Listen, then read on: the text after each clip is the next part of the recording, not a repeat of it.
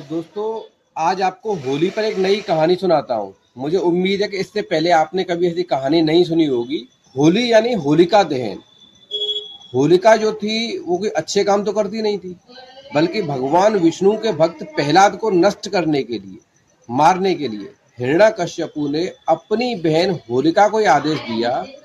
तो होलिका ने अपनी तपस्या के द्वारा जो कवच प्राप्त किया था कि वो अग्नि से नहीं जलेगी, उसे ओढ़ कर प्रहलाद को अग्नि पर बैठने का जो है कि निर्णय कर लिया।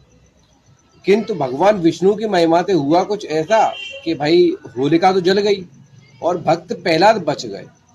तो इसकी खिसियावन में यानी इसकी गुस्सा में हिरण्याकश्यपु ने उस दिन भगवान विष्णु के कई सारे हजारों लाखों भक्तों के उन्हें मारने का कार्य शुरू कर दिया और तब उनके खून से होली खेली गई। ऐसा कहते हैं कि होली इसी दिन से, इसीलिए इसकी परंपरा है।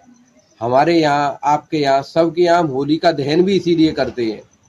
वास्तव में अगर समझने का प्रयास करेंगे तो आप देखेंगे कि होलिका दहन के यानी जो होली खेलने के अगले दिन दौज होती है।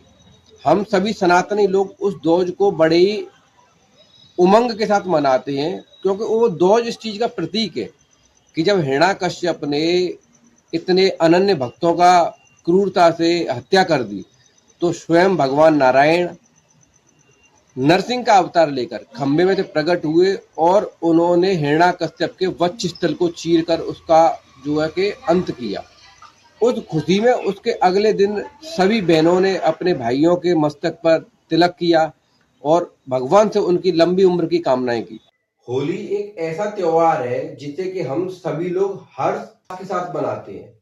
किंतु क्या आपको होली के विषय में ये कहानी पता है? तो दोस्तों, हुआ कुछ ऐसा कि बहुत समय पहले जब हिरण्याकश्यपु नाम का राक्षस इस पृथ्वी पर राज्य किया करता था, तो उसके पुत्र का नाम था प्रहलाद। प्रहलाद अपनी माता की भांति ही भगवान विष्णु का बहुत बड़ा उपासक और भक्त था। तो जब हिरण्याकश्यपु प्रहलाद से तंग आ जाता है कि ये भगवान विष्णु की इतनी पूजा क्यों करता है, तब फिर क्या होता है कि वो प्रहलाद को मारने के लिए अपनी बहन होलिका से कहता है कि बहन होलिका, तूने तो ईश्वर की आराधना कर कर एक ऐसा वस्त्र प्राप्त किया है जो अग्नि में नहीं जलेगा, ऐसा तुम्हें जो है कि आशीर्वाद है। तो यदि आप प्रहलाद को लेकर बैठ जाओ अग्नि में, तो प्रहलाद भी जल के नष्ट हो जाएगा। तो होलिका क्या करती है कि प्रहलाद को लेकर अग्नि में बैठ जाती है, किंतु भगवान विष्णु की कृपा से होलिका तो उस होली में जल जाती है और भक्त प्रहलाद का बाल भी बांका नहीं होता है। इस घटना के बाद जो हिरण्याकश्यपु था वो आग बबूला हो जाता है और हजारों निर्दोष भगवान विष्णु के उपासक और भक्तों का वध कर देता है, उनके रक्त से होली खेलता है। तभी से जो है कि होली की हमारे यहाँ परंपरा चली आ रही है। आपने देखा कि हम होली पे हर गली मोहल्ले चौराहे पर होलिका दहन भी करते हैं, उस अन्याय को याद रखने के लिए कि यदि कोई व्यक्ति असत्य और गलत कार्य करता है तो उसका अंजाम भी गलत होता है। तो क्या वास्तव में हमें होली के स्वरूप को बदलने की आवश्यकता नहीं है?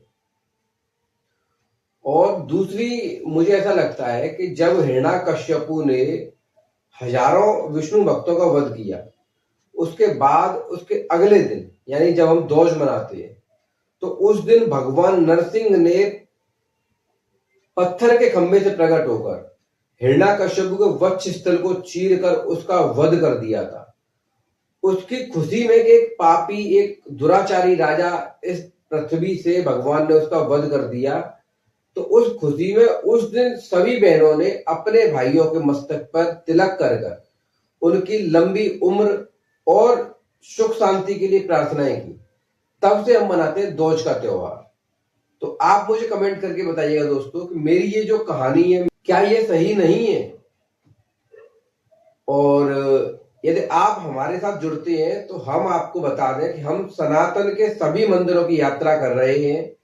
धीरे धीरे सबसे पहले हम भारत में जो भी बड़े मंदिर हैं उनको कवर करेंगे। इस सीरीज में अभी तक हमने अयोध्या, मथुरा, काशी, ऋषिकेश, हरिद्वार, कैंची धाम और नैनीताल के कई सारे मंदिर हैं, आपके 2-3 ज्योतिर्लिंग जैसे ओमकारेश्वर, महाकालेश्वर ये कवर कर चुके हैं, और आगे भी ऐसी ही और यात्रा हो जुड़ने के लिए आप हमारे चैनल को सब्सक्राइब कर सकते हैं। वीडियो को लाइक और शेयर करना बिल्कुल ना भूलें।